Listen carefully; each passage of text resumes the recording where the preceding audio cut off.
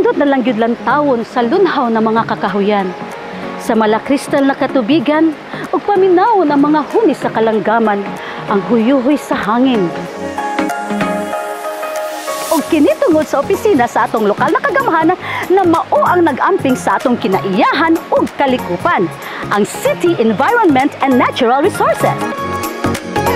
Welcome to City Environment and Natural Resources Office.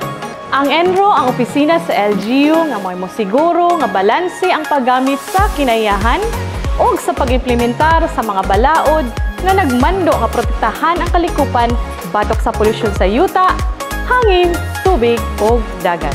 Together with the Energy Development Corporation, ang ato opisina nagtukod og arboretum o ang Ormoc Tree Haven and Eco Park. Kini gimugna pinasikad sa Binhi Project sa EDC. Anaa kini nahimutang sa Barangay Dolores, tapad lang sa NHA Dolores. Arnold, asa ka ni nga gitawag nga arboretum? Enro Trivia! Ang 2-hectare arboretum gidamnan og nagkadaiyang klase sa mga kahoy nga native sa Pilipinas ug sa Ormoc City, labi na sa 96 species nga identified endangered. Itanom sila dinhi aron mamahimong mother trees nga magpasanay sa ilang lahi ug itanom sa atong kalasangan aron mobalik og kadaghan ang maong mga kahoy. Naasad tay gitawag na tree growing program. Take note, growing, dili lang planting. Dili basta-basta nga motanom, unya picture-pictura. Before motanom, ipasabot sa ila nga angay atimanon ug balikon ang kahoy. Adunay pirmahan nga commitment document, isip timaan sa seryoso nga paghatag og kinabuhi sa kahoy. Dili lang kahoy, apil usab ang mananap. Yes! Naay Wildlife Rescue Center ang LGU Ormoc nga gimanage sa ENRO. Anaa kini nahimutang sulod sa atong arboretum o Ormoc Tree Haven and Eco Park. Ang Wildlife Rescue Center under Wildlife Management Program ang temporaryong puy-anan sa mga wildlife animals na gi-turn over na rescue gikan sa illegal poaching o nasamdan tungod sa panirador. Gigahinan kini og budget aron maamumang og sakto apil ang medical needs through the Ormoc City Veterinary Office. Tabuk lang sa arboretum, niya nahimutang ang Ormoc City Evacuation Center Station 1. Kini gidumala sa ENRO sa panahon nga wala evacuation o gitawag nato nga peace times aron mamintinar ang kahinlo ug magamit usab kini isip lugar sa mga aktibidades sa gobyerno. Ang ENRO ang magsiguro sa pagmintinar niini nga pasilidad aron gamiton kini panahon sa kalamidad isip usa ka evacuation center. Mudawat usab kami og mga aktibidades sa gobyerno isip venue sa seminars, basketball leagues, meetings, trainings ug uban pa. Ubay-ubay na gyud ang atong nabatbat nga pasilidad ug serbisyo nga gidumala ug ginhatag sa ENRO, Arnold. But wait, there's more to come. Aduna sa dayo maabot na water laboratory nga moay mo analyze sa mga wastewater samples. First time in the Philippines nga LGU ang magdumala, sumala pa sa DENR. ENRO Trivia! Ang atong water laboratory mag-analyze og physico-chemical ug microbial parameters sa wastewater samples sumala sa mando sa RA 9275, the Clean Water Act of the Philippines. Aktibo ang LGU Ormoc sa pagmaneho sa basura sa syudad pinaagi sa serbisyo sa garbage collection. Ang syudad adunay 13 ka garbage collection trucks nga naglibot sa mga barangays sa Ormoc City. Dinhi sa Enro Pool ang command center sa garbage collection. Usay paagi sa collection nato sa basura, giun sa paghanay ang basura sa 110 barangays sa Ormoc City. Dinhi sa Enro Command Center, ginplano ang ruta sa atong mga truck. Ginamonitor ang dagan sa koleksyon o ginadawat o ginasulbad ang mga reklamo o hangyo nga madawat. Ang atong mga garbage truck gipaningkamutan nga matagsaan og handheld or mobile radio. Aron dali ang kontak gikan dinhi sa command center. Ing-ana kadisiplinado ang Ormoc. Dili mahatag tanan sa gobyerno kay limitado ang logistics.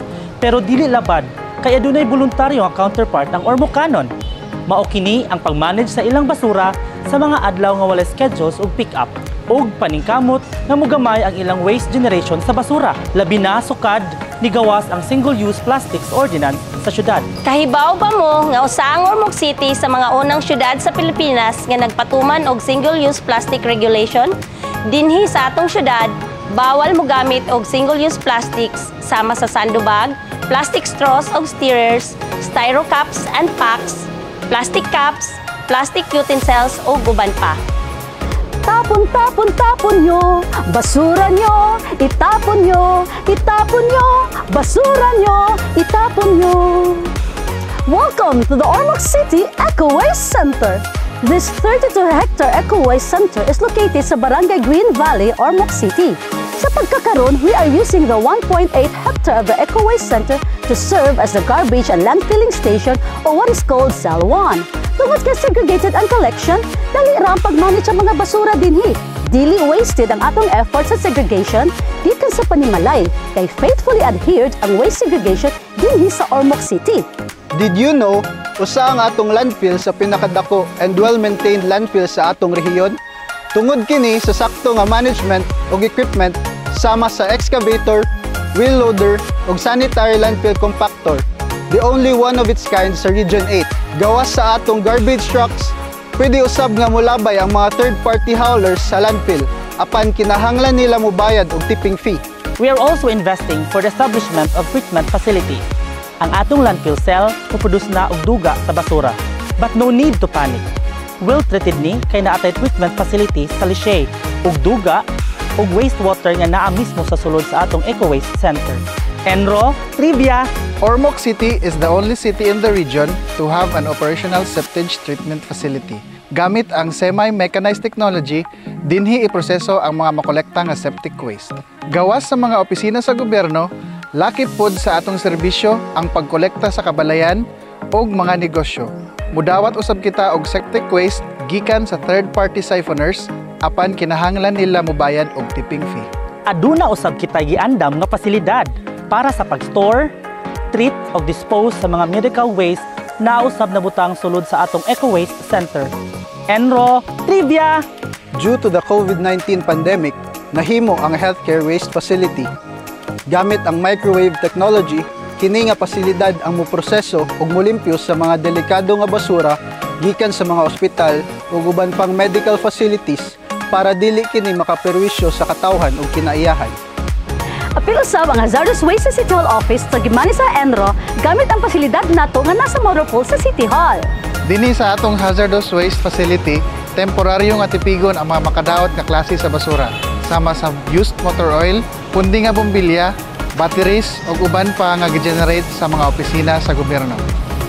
Mapasalamaton usab kita sa ato ang mga street cleaners sa walay puas na paglimpyo o pag-atiman sa ato kasadang City Plaza aron hapsay og limpyo. Aside sa pag-manage sa ato ang mga solid waste, ang ato ang opisina is also concerned on river health.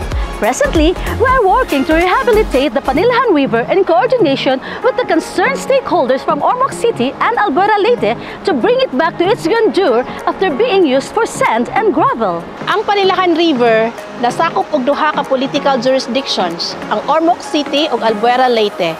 Pwerte na ning gubaa kay dinhi naka-concentrate ang kanhe unregulated ug irresponsible sand and gravel extraction kay export quality ang resources dinhi. Maong gipanghingusgan ni kanhi Mayor ug karon Congressman Richard Gomez ug karon ni Mayor Lucy nga maulian ang sapa. We are also proud that we have opened our Ormoc City Mangrove Eco Park nga gidumala sa Enro, kauban sa City Tourism ug Barangay Naungan. Nahimutang kini sa Barangay Naungan, Ormoc City. Kay bawo ka ba nga no importante ang mangrove, Miss Cathy? Siyempre, Arnold, importante ang ato ang mangroves because this serves as a natural infrastructure and protection against erosion and storm surge. This also serves as a habitat to a diverse species and at the same time nursery to our marine organisms. They are very useful, are they not? So, saan yung atong gitawag nga Mangrove Eco Park? Enro Trivia! Ang Ormoc City Mangrove Eco Park adunay kadak-on nga usa og tunga ka hektarya. Gitukod kini para maprotektahan ang atong mga kabakhawan. Uban sa barangay officials, aduna usab partisipasyon sa tulo ka people's organization sa pagduma niining pasilidad. Importante gayud that we have to take care of our nature. And we need not to do great things to do it. Bisag sa gamay na pamaagi, sama sa saktong paglabay ug basura, dako na nga impact ug tabang. I agree. As always, disiplina is the key. Sa dugang kasayuran, mamahimo lamang nga mobisita sa atong opisina sa New Ormoc City Hall o mutawag sa numero 560-8055 o pag-email sa enrdormoc@yahoo.com. Sa Environment and Natural Resources Office, kalikupan o kinaiyahan hinigugma o kanunay inampingan.